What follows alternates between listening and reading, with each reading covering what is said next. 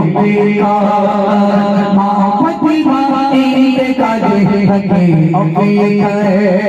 নবী ইন্তেকাল করব, তুমিও দিন গুনতে থাকো, মাস গুনতে থাকো, দিন গুনে গুনে মাস গুনে গুনে ঠিক 6 মাস হয়ে যাবে।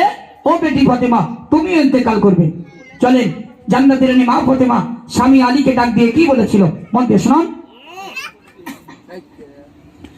নিজের পছন্দ নিজেই করে উপল খাখাইয়া, নিজের পছন্দ নিজেই করে উপল খাখাইয়া, মা ফাতিমা ইন্তেকালে থাকে অপেক্ষা, মা ফাতিমা ইন্তেকালে থাকে অপেক্ষা। নিজের পছন্দ নিজেই করে উপল খাখাইয়া, নিজের পছন্দ নিজেই করে উপল খাখাইয়া, মা ফাতিমা ইন্তেকালে থাকে অপেক্ষা, মা ফাতিমা ইন্তেকালে থাকে অপেক্ষা।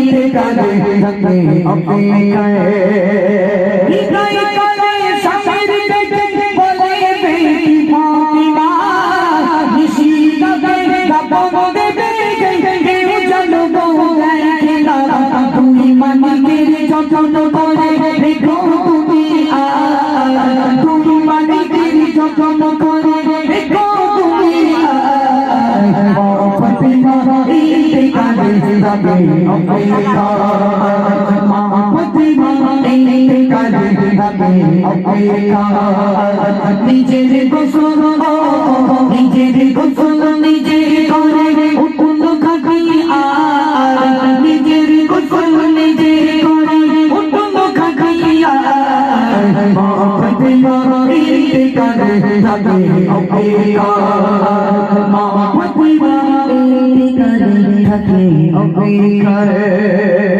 মা ফাতিমার কবর যখন দিতে সবাই গেছিল, কবর কবর আওয়াজ দিয়ে বলতে যে লাগিল, কে নবীর বিবি ফাতিমা আমি কবর চিনি না, কে নবীর বিবি ফাতিমা আমি কবর চিনি না, মা ফাতিমা ইন্তেকালে থাকে অপেক্ষা, মা ফাতিমা ইন্তেকালে থাকে অপেক্ষা। কি জাদুকর নরক হবে এই দুনিয়ার মাঝে, মা ফাতিমার মতো সাজা জীবন প্রতি কাজে, ইমান মানের তো ইমান মায়ের সমান, তুমি মতিউর ইমান মায়ের সমান, মা ফাতিমা ইন্তেকালে থাকে অপেক্ষা, মা ফাতিমা ইন্তেকালে থাকে অপেক্ষা। মায়েরা মন্দির শুনুন, জান্নাতের রানী মা ফাতেমা স্বামী আলীকে ডাক দিয়ে বললেন, ও আমার প্রাণের স্বামী হযরত আলী, দুটো কথা তোমার সঙ্গে বিদায় নেওয়ার আগে, দুটো কথা। আমি ফাতেমা যখন ইন্তেকাল করব, আমার দাফন কাফনের ব্যবস্থাটা রাতের অন্ধকারে করবে, রাতের আধারে করবে। আমার জানা যায় বেশি লোকজন ডাকাডাকি করবে না।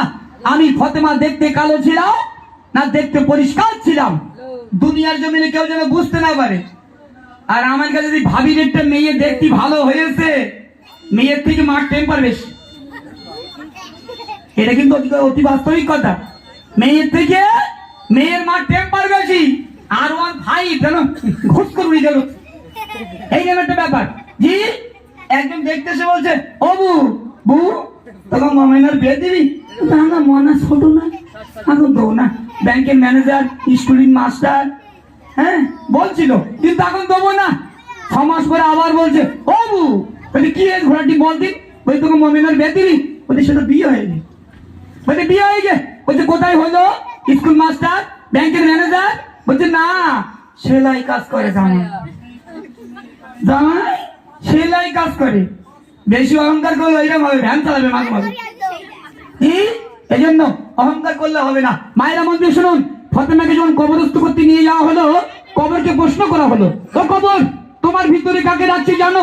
নবী নন্দিনী, নবীর বেটি ফাতেমা, ইমাম হাসান হোসেনের আম্মা জান, শেরে খোদা হযরত আলীর স্ত্রী, আমার নবী আপনার নবী দো জাহানের বাদশা জনাব মুহাম্মদ রাসূলুল্লাহ সাল্লাল্লাহু আলাইহি ওয়াসাল্লামের বেটি ফাতেমা জান্নাতি রানী। আল্লাহ পাক সেদিন কবরের জবানকে খুলে দিয়েছিল।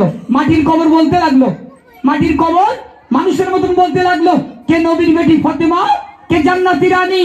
আমি কবর দেখতে চাই না, আমি কবর দেখবো আমল আর ঈমান। আমল আর ঈমান এই দুটো জিনিস যার ভিতরে পাবো, আমি কবর তার সঙ্গে ঠিকঠাক ব্যবহার করব। আর নইলে আমি কবর হাঁপানি বাড়ি দেবো। আল্লাহ কি বলবো, তোরাও খাবি, আমাকে মর্জিনাও খাবে। কনফার্ম, কোনো ছাড় নেই।